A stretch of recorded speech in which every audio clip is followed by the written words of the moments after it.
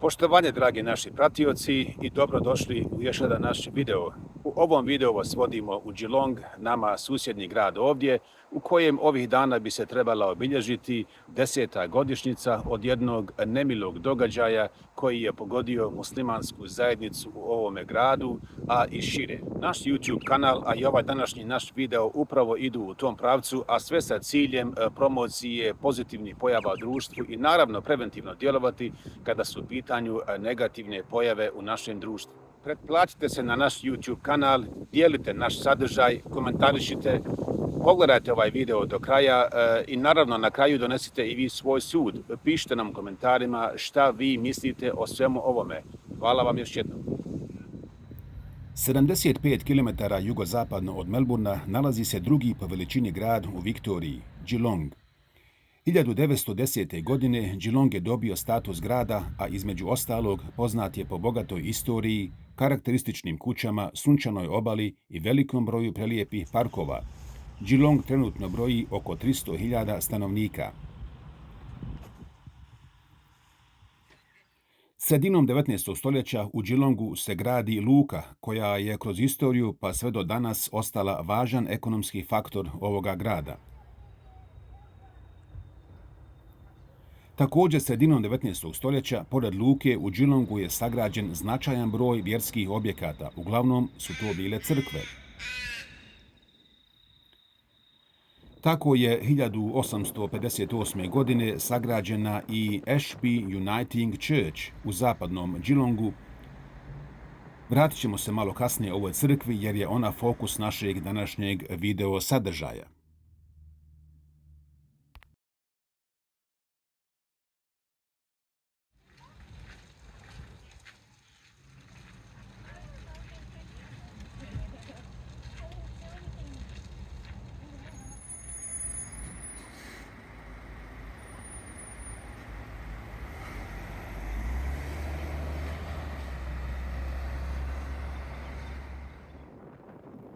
U 20. vijeku Geelong poprima karakter industrijskog grada i kao takav postaje atraktivna destinacija za nove emigracije, što će oblikovati ovaj grad kao multietnički. Kao rezultat ovih emigracija u Geelongu je također zaživjela i muslimanska zajednica multietničkog karaktera koja trenutno broji preko 30 različitih nacionalnosti, uključujući i Bošnjake iz Bosne i Hercegovine. Početkom 90. godina prošlog stoljeća ova zajednica poprima formalni karakter i prerasta u islamsku zajednicu Geelong. –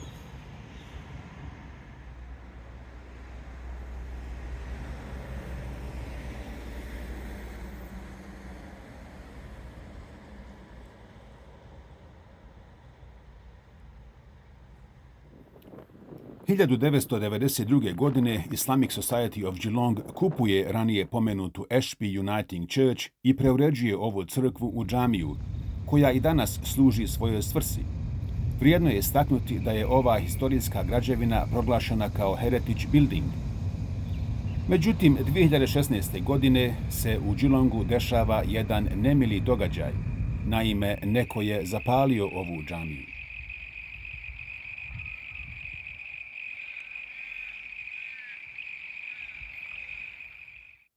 18. maja 2016. godine u 2 sata ujutro nepoznati napadači su podmetnuli požar u unutrašnjosti ove jedine džamije u Geelongu. Pričinjena je velika materijalna šteta, sav interijer i drvena krovna konstrukcija su u potpunosti izgorjeli. Imam ove džamije, Mohamed Ramzan, sa svojom porodicom je boravio u susjednom objektu neposredno uz džamiju. Ipak, na svu sreću, niko nije stradao. U danima ovih dešavanja, jedan od prisutnih džematlija je rekao: za više od 2 decenije postojanja ove džamije ovdje nije bilo nikakvih problema. Ovo je kuća mira i zaista sam u šoku. Ne razumijem zašto ljudi rade ovakve stvari. Uslijedila je istraga, ali i nakon 10 godina još uvijek nije pronađeno ko je počinio ovo zlodjelo, niti šta je bio motiv. Važno je napomenuti ovdje činjenicu da je u mjesecima koji su prethodili ovome događaju u Geelongu također zapaljeno i nekoliko crkava. Policijski inspektor Graham Banks nakon prve faze istrage je izjavio: "Ne vjerujem da je neko namjerno ciljao džamiju, naprotiv mislim da je ovo još jedan u nizu napada na crkve u Geelongu." Šta je inspektor ovim želio da kaže? Naime, iako je unutrašnjost ovog vjerskog objekta preuređena u džamiju, ipak vanjski izgled je ostao nepromijenjen u izvornom obliku.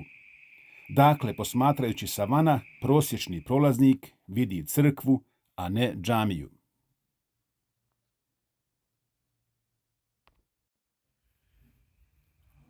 Na kraju, policijska istraga se uglavnom svodi na pomalo čudan zaključak.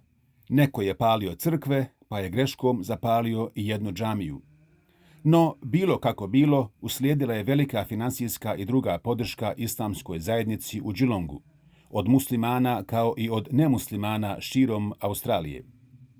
Obnova ove džamije je krenula punom parom čim su se za to stvorili uslovi. U martu 2018. godine jedina džamija u Geelongu je ponovo zasjala svojim punim sjajem i ponovo je bila otvorena za vjernike. Među ovim historijskim zidovima opet se uči ezan i čita Kur'an.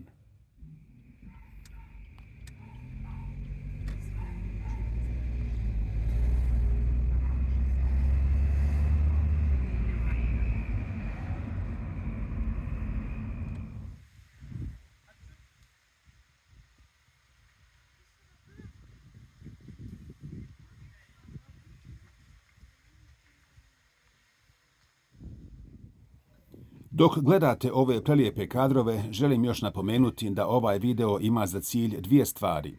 Da obilježi 10 godina od ovog zlodjela kako se ovo ne bi zaboravilo i ponovilo.